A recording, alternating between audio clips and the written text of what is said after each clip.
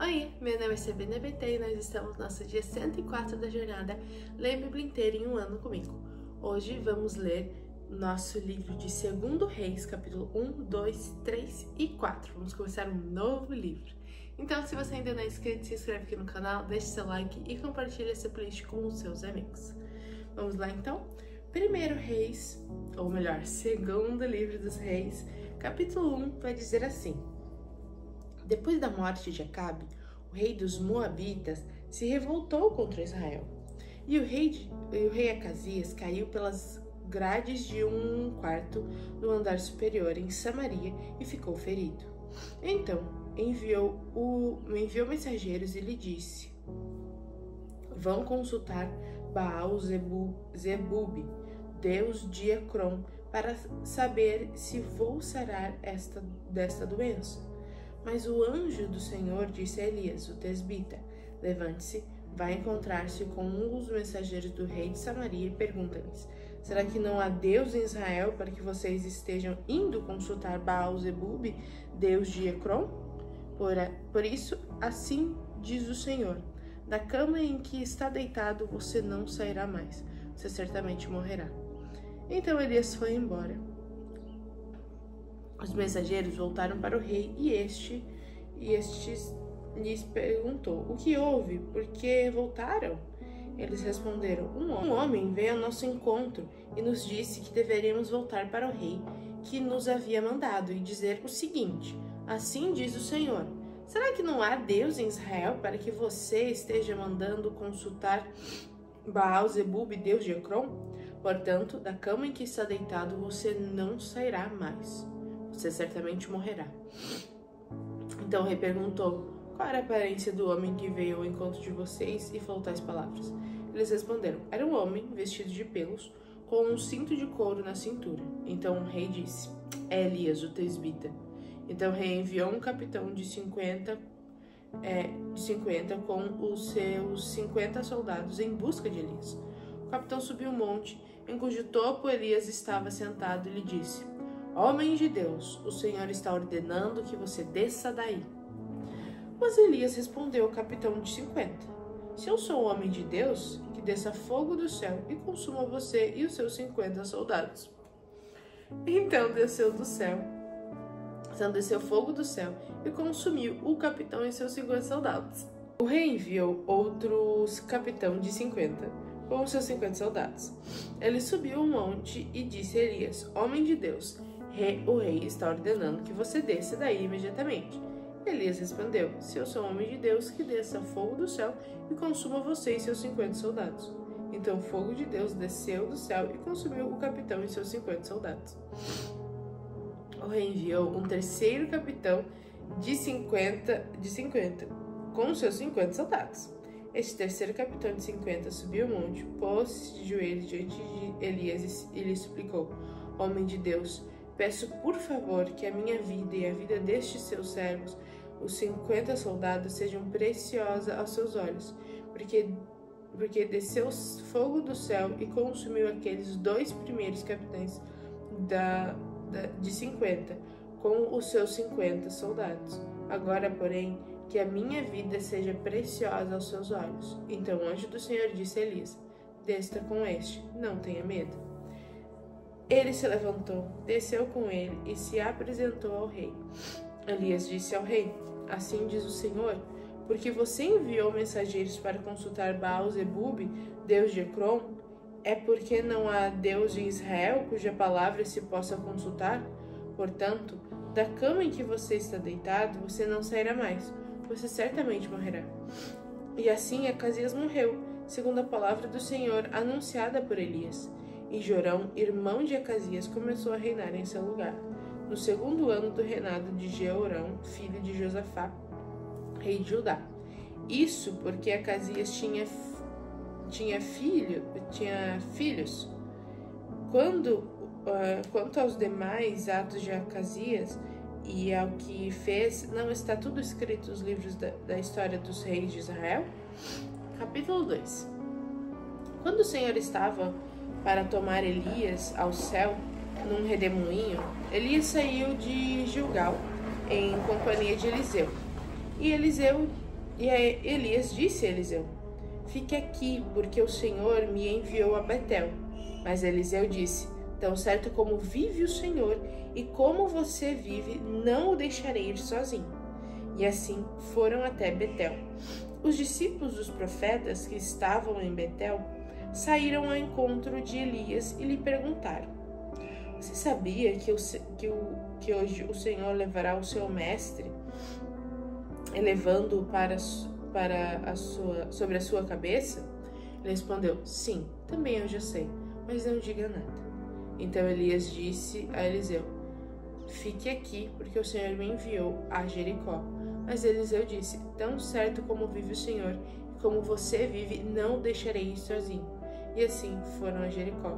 Então os discípulos dos profetas que estavam em Jericó se aproximaram de Eliseu e lhe perguntaram: você sabia que hoje o Senhor levará o seu mestre, levando-o sobre a sua cabeça? Ele respondeu: sim, também eu já sei, mas não diga nada. Mais uma vez Elias disse a Eliseu: fique aqui, porque o Senhor me enviou ao Jordão. Mas Eliseu disse: tão certo como vive o Senhor, como você vive, não o deixarei ir sozinho. E assim os dois foram juntos. 50 homens dos discípulos dos profetas foram e ficaram a certa distância, quando ambos pararam junto ao Jordão. Então Eliseu pegou o seu manto, enrolou e o bateu sobre ele nas águas. E bateu com ele nas águas, as quais se dividiram para os dois lados e ambos passaram em seco. Quando eles tinham passado o Jordão, Elias disse a Eliseu: diga o que você quer que eu faça por você antes que eu seja levado embora. Eliseu disse: quero receber por herança a porção dobrada do seu espírito. Elias respondeu: você fez um pedido difícil, mas se você me vir quando eu for levado embora, será como você pede. Porém, se você não me vir, não será assim.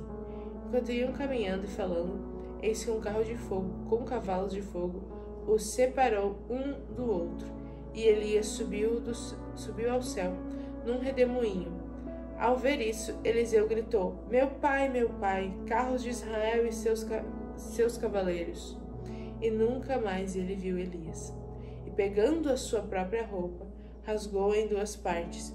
Então levantou o manto de Elias, que havia caído, e voltou para a margem do Jordão. Pegou o manto de Elias, que havia caído, bateu com ele nas águas e disse: onde está o Senhor, Deus de Elias? Quando ele bateu nas águas, elas se dividiram em dois lados, e Eliseu passou. Os discípulos dos profetas que estavam de fronte em Jericó viram isso e disseram: o espírito de Elias repousa sobre Eliseu. Foram ao encontro de Eliseu e se prostraram diante dele em terra e disseram a Eliseu: eis que entre os seus servos há 50 homens valentes. Deixe-os ir em procura de seu mestre, porque pode ser que o Espírito do Senhor o tenha levado e lançado em algum dos montes ou em algum dos vales. Porém ele respondeu: não mandem ninguém. Mas eles insistiram com ele, até que constrangido ele disse: podem enviar os homens. E enviaram 50 homens que o procuraram durante 3 dias, porém não o acharam. Então voltaram para junto de Eliseu, que tinha ficado em Jericó, e ele lhes disse: eu não disse que vocês não deveriam ir? Os homens da cidade disseram a Eliseu: eis que essa cidade é bem situada, como o Senhor pode ver. Porém a água não é boa, a água é estéril. Ele disse: traga-me um prato novo e ponha nele sal. E eles trouxeram. Então Eliseu foi até a fonte e jogou o sal na água. E disse: assim diz o Senhor: tornei saudável esta água. Ela não será mais causa de morte nem de esterilidade. E aquela água ficou saudável até o dia de hoje, segundo a palavra que Eliseu tinha dito. Então Eliseu partiu dali para ir a Betel. Estando ele a caminho, uns rapazinhos saíram da cidade e zombaram dele, dizendo: "Suba, seu careca! Suba, seu careca!" Tadinho. Eliseu sofreu bullying, galera. Eliseu se virou para trás, viu os rapazinhos e os amaldiçoou em nome do Senhor. Então, 2 ursas saíram do bosque e despedaçaram 42 deles. Dali, Eliseu foi para o Monte Carmelo, de onde voltou para Samaria. Cuidado, gente, cuidado quando vocês forem zoar alguém que é careca, tá? Ele pode ter o espírito de Eliseu e mandar umas ursas despedaçar. Ai, gente, tensão, hein? Capítulo de número 3 de 2 Reis. Jorão, filho de Acabe, começou a reinar sobre Israel em Samaria no 18º ano do reinado de Josafá, rei de Judá. Reinou 12 anos. Fez o que era mau aos olhos do Senhor, porém não como seu pai, nem como a sua mãe, porque tirou a coluna de Baal, que o seu pai havia feito. No entanto, aderiu aos pecados de Jeroboão, filho de Nebate, que havia levado Israel a pecar, e não se afastou deles. Mesa, rei dos Moabitas, era criador de gado e pagava seu tributo ao rei de Israel com 100.000 cordeiros e a lã de 100.000 carneiros. Mas depois da morte de Acabe, o rei dos Moabitas se revoltou contra o rei de Israel.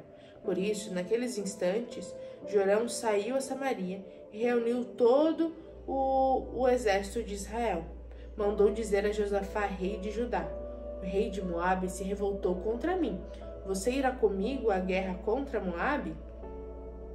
Josafá respondeu: "Irei. Sou como você é, o meu povo é como o seu povo, e os meus cavalos são como os seus cavalos." E Josafá perguntou: "Por que caminho iremos?" Jorão respondeu: "Pelo caminho do deserto de Edom." Partiram o rei de Israel, o rei de Judá e o rei de Edom. Após 7 dias de marcha, não havia água para o exército e para os animais que o seguiam. Então o rei de Israel disse: "Ah, o Senhor chamou estes 3 reis para os entregar nas mãos de Moabe." Josafá perguntou: "Não há aqui algum profeta do Senhor para que consultemos o Senhor por meio dele?" Um dos servos do rei de Israel respondeu: "Aqui está Eliseu, filho de Safate, que era servo de Elias." Josafá disse: "Está com ele a palavra do Senhor." Então o rei de Israel, Josafá e o rei de Edom foram falar com Eliseu. Mas Eliseu disse ao rei de Israel: "Que tenho eu a ver com você?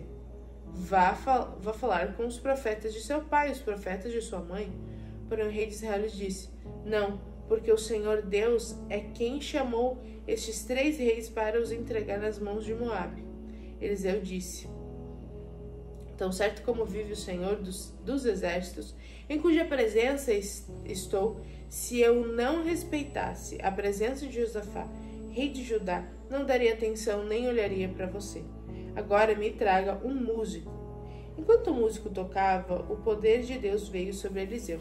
Este disse: "Assim diz o Senhor: faça neste vale covas e mais covas, porque assim diz o Senhor: vocês não sentirão vento, nem verão chuva, mas este vale se encherá de água, e estes beberão, bem como o seu gado e os seus animais. Mas isso ainda é pouco aos olhos do Senhor. Ele também entregará Moabe nas suas mãos. Vocês conquistarão todas as cidades fortificadas e todas as cidades principais. Cortarão todas as árvores frutíferas, taparão todas as fontes de água e danificarão com pedras todos os campos de cultivo." E aconteceu o quê? No dia seguinte, na hora do sacrifício da manhã, eis que a água vinha descendo dos lados de Edom, e a terra se encheu de água. Quando todos os moabitas ouviram que os reis tinham vindo para lutar contra eles, convocaram todos os que estavam aptos para a guerra, desde o mais novo até o mais velho, e tomaram posição nas fronteiras. Os moabitas se levantaram de madrugada, e quando o sol raiou sobre as águas, viram que as águas diante deles estavam vermelhas como sangue, e disseram: Isto é sangue! Certamente os reis se destruíram e se mataram uns aos outros. Agora, moabitas, é hora de pegar os despojos. Mas quando eles chegaram ao arraial de Israel, os israelitas se levantaram e atacaram os moabitas, os quais fugiram deles. Os israelitas entraram na terra e também aí mataram os moabitas. Arrastaram as cidades e cada um lançou uma pedra em todos os campos de cultivo e os entulharam. Taparam todas as fontes de águas e cortaram todas as árvores frutíferas. Só Kir-Azerete ficou com as suas muralhas, mas os que atiravam com fundas e cercaram e atacaram. Quando o rei de Moabe percebeu que estava perdendo a batalha, tomou consigo 700 homens armados com espada para abrir caminho e chegar até o rei de Edom. Porém, não puderam. Então, pegou seu filho primogênito, que havia de reinar em seu lugar, e o ofereceu em holocausto sobre a muralha. Houve grande ira contra Israel, e por isso eles se retiraram dali e voltaram para sua própria terra. Capítulo 4 de 2 Reis vai dizer assim: Certa mulher viúva de um dos discípulos dos profetas clamou a Eliseu, dizendo: O meu marido, seu servo, está morto, e o Senhor sabe que esse seu servo temia o Senhor Deus. Mas veio o credor para levar os meus 2 filhos como escravos. Eliseu perguntou à mulher: O que posso fazer por você? Diga-me o que é que você tem em casa. Ela respondeu: Esta sua serva não tem nada em casa, a não ser um jarro de azeite. Então Eliseu disse: Vá, peça emprestado vasilhas a todos os seus vizinhos, vasilhas vazias, muitas vasilhas. Depois entre em casa, feche a porta atrás de você e dos seus filhos, e derrame o azeite em todas aquelas vasilhas. Ponha a parte em que forem ficando cheias. A mulher foi embora dali e fechou a porta atrás de si e dos seus filhos. Estes lhe passaram as vasilhas e ela as enchia. Quando todas estavam cheias, ela disse a um dos filhos: Traga-me mais uma vasilha. Ele respondeu: Não há mais vasilha nenhuma. E o azeite parou. Então ela foi e contou ao homem de Deus. Ele disse: Vá, venda o azeite e pague a sua dívida, e você e seus filhos vivam do que sobrar. Certo dia, Eliseu passou por Sunem, onde morava uma mulher rica, que insistiu para que ele ficasse para uma refeição. Assim, todas as vezes que passava por lá, entrava para fazer uma refeição. Ela disse a seu marido: Vejo que este que está sempre por aqui é um santo homem de Deus. Vamos fazer um quarto pequeno no terraço de casa e colocar nele uma cama, uma mesa, uma cadeira e uma lamparina. Assim, quando ele vier à nossa casa, pode ficar aqui. Um dia, vindo o profeta para ali, retirou-se para o quarto e se deitou. Então disse ao seu servo Geazi: Vá chamar esta sunamita. Ele a chamou e ela se pôs diante do profeta. Esse tinha dito a Geazi que dissesse a ela: A senhora nos tem tratado com muito cuidado. O que podemos fazer pela senhora? Podemos falar em seu favor junto ao rei ou ao comandante do exército? Ela havia respondido: Eu estou bem, vivendo no meio do meu povo. Então o profeta perguntou a Geazi: O que se pode fazer por ela? Geazi respondeu: Ora, ela não tem filhos e o marido dela é velho. Eliseu disse: Vá chamá-la.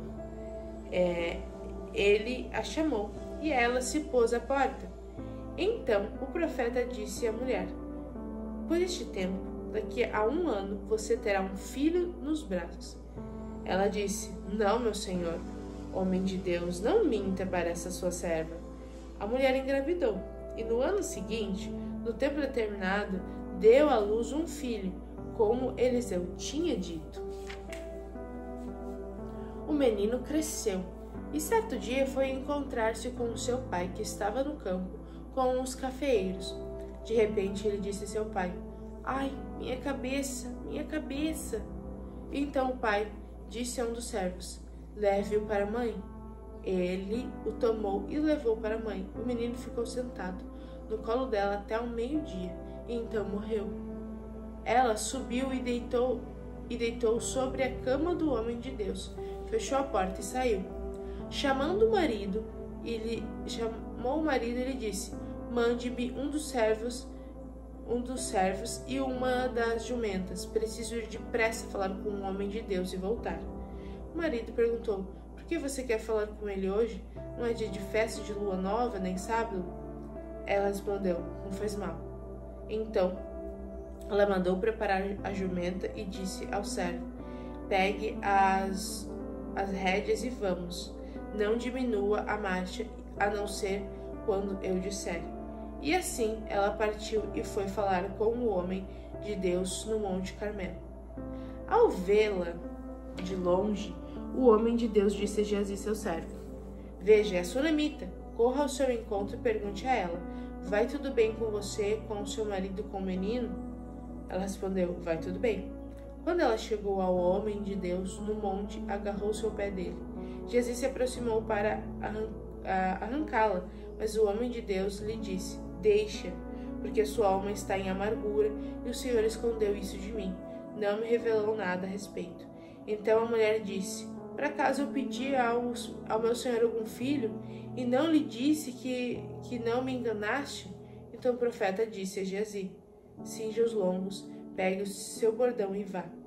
Se encontrar alguém, não cumprimente, e se alguém cumprimentar você, não responda. Ponha o meu bordão sobre o rosto do menino."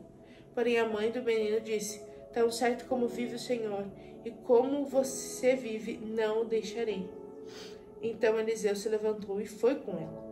Geazi foi adiante deles e pôs o bordão sobre o rosto do menino. Porém não houve nela voz nem sinal de vida. Então voltou para encontrar-se com Eliseu e lhe disse: "O menino não acordou." Quando o profeta chegou à casa, eis que o menino estava morto sobre a cama. Então ele entrou, fechou a porta e orou ao Senhor. Subiu à cama, deitou-se sobre o menino e, pondo a sua boca sobre a boca dele, e os seus olhos sobre os olhos dele, e as suas mãos sobre as mãos dele, se estendeu sobre ele, e o corpo do menino aqueceu. Eliseu se levantou e andou no quarto de um lado para o outro. Tornou a subir na cama e se estendeu sobre o menino. Este espirrou 7 vezes e abriu os olhos. Então Eliseu chamou Geazi e disse: "Chame a sunamita." Ele a chamou. Quando ela chegou, Eliseu disse: "Pegue o seu filho." Ela entrou, lançou-se aos pés de Eliseu e prostrou-se em terra, pegou o seu filho e saiu. Eliseu voltou para Gilgal. Havia fome naquela terra. Quando os discípulos dos profetas estavam sentados diante dele, Eliseu disse a seu servo: "Ponha a panela grande no fogo e faça um cozido para os discípulos dos profetas." Então um deles saiu para o campo a fim de apanhar ervas.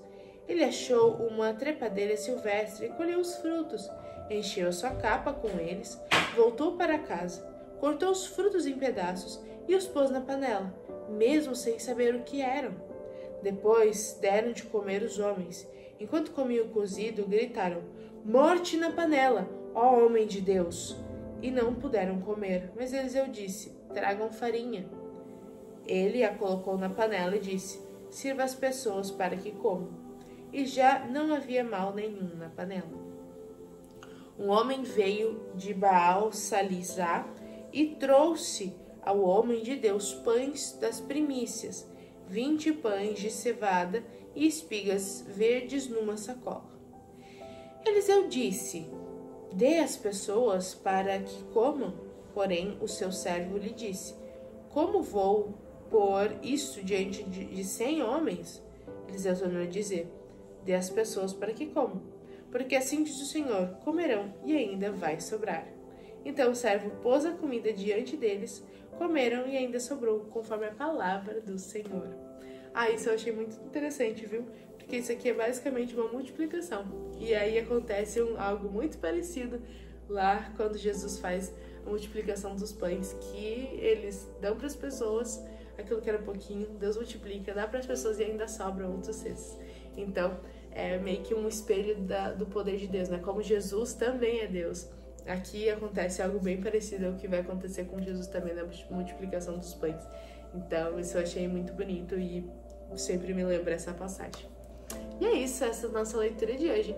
Espero que vocês estejam gostando. Um beijo da Sá e até amanhã!